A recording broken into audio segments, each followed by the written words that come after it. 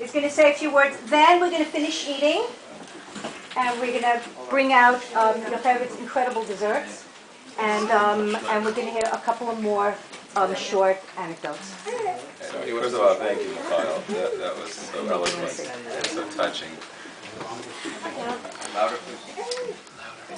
was just thanking Mikhail.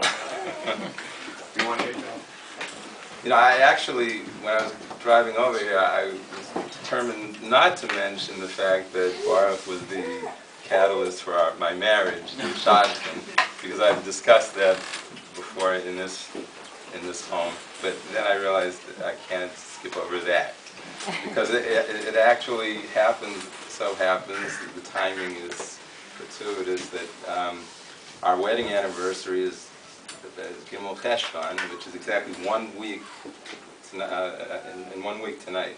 Do you remember his wedding anniversary? Oh, wow. Yeah, it's parties for you. I didn't forget. I didn't forget the date.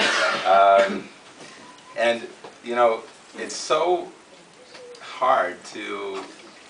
Besides just the endless fondness and affection that I always had for Baruch, but to somehow pack into 2 minutes words that are sufficient or adequate to express the Hakaras Hatov that I have to Baruch for the Binyan Adei Ad that he gave to me, that, my children, my grandchildren, till the end of time.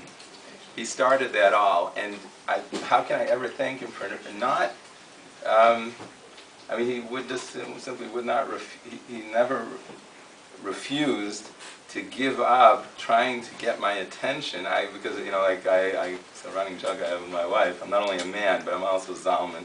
And when I'm in this box, it's hard to climb into the next box. And at that particular tekufa in my life, I was in the learning box, and I wasn't really thinking about marriage. That's another box, and I wasn't ready to step out of this one.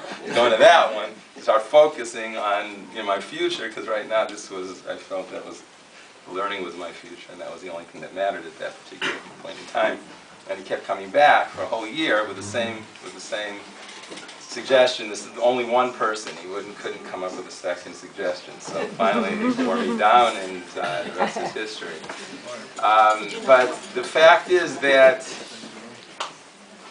there was a whole tekufa. I was learning in Chaim Berlin for 7.5 years, from 1981 to 89, and I don't know how many years I had the incredible pleasure of just seeing Baruch come in and sit down next to me day in and day out, month after month for, years. I was never great with time, and I'm not even sure for how long that particular part of our relationship continued.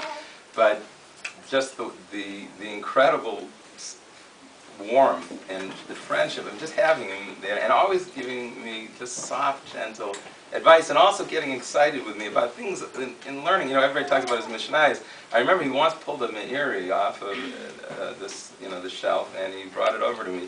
He'd gotten very excited about a Meiri on the Gemara. He thought it was sort of like a key to open up the Gemara, and he just wanted to share it with me.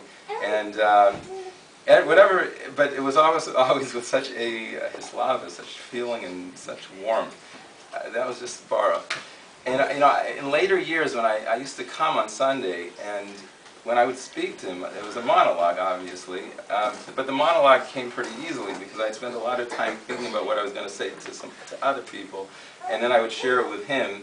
And it was always about world events and connecting into the Parsha Shavua, and basically Ketzah Yamim, and I was always talking about the future. And when I would come in to speak to him, I was determined to speak to him the way I always spoke to him, even at the beginning of our relationship. It was always light. It was, I was in a good mood. I was joking around with him. What I had to say was pretty weighty, but I always tried to do it in a very relaxed way. And I remember having some trepidation saying to him, but then I used to say it all the time, Baruch, I promise you someday we're going to be dancing together. And I really did think in my heart, maybe it would be, before he left the world. But, and I'll leave you with this, but this one thought, these were words of Nechama that Reb Aaron Belzer presented to survivors. He was a survivor himself after the war. Rabbi Aaron Belzer was the father of the Belzer Rebbe in Yerushalayim today, who's the chief executive officer of a Torah and Chesed empire. That Rabbi Aaron Belzer came out of one of the camps, and there were many survivors who immediately gravitated to him. They knew who he was, and they were looking for solace, for words of comfort. And this is what he told them. He told them that he had posed the question, why do Chazal learn out a remez for Techiyas HaMesim, for the resurrection of the dead, from Az Yashir, from the song by the sea, at the time of the splitting of the sea, Kriyas Yamsuf? We said Az Yashir, which is in the future tense, and Chazal learn out Techiyas HaMesim from there, but why from there? And Rav Aaron Belzer answered that when we came out of Mitzrayim, 80% of Bnei Yisrael had perished in Makas Choshech. So when we came out of Mitzrayim, that meant wives were leaving without husbands, husbands were leaving without wives, parents without children, children without parents. We were Avelim when we came out of Mitzrayim, on a monumental scale. And we come through, but the 20% who came out, they'd seen the Makos, they'd seen Kriyas Yamsuf, they'd seen the Yad Hashem in such an open way, and they had such a deep emunah and bitachon in Techiyas HaMesim that they understood, and Rav Aaron Belzer said that they understood that they would be reunited with the loved ones they had lost.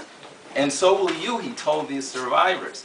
And it occurred to me, now I see that I promised him I would dance with him, and I thought maybe it would be B'Keitz HaYamim B'Yemos HaMashiach, maybe before he left, but now I see it's going to have to be after, in the time of Techiyas HaMesim. But the Techiyas HaMesim doesn't just mean we're going to be reunited with our loved ones. They're going to be healed. They're going to be restored. We should just all be zocheh to celebrate with Baruch and to dance with Baruch. And I hope to be able to dance with him, one-on-one. Bizman Techiyas HaMesim, B'Keitz HaYamim, and we should all have some.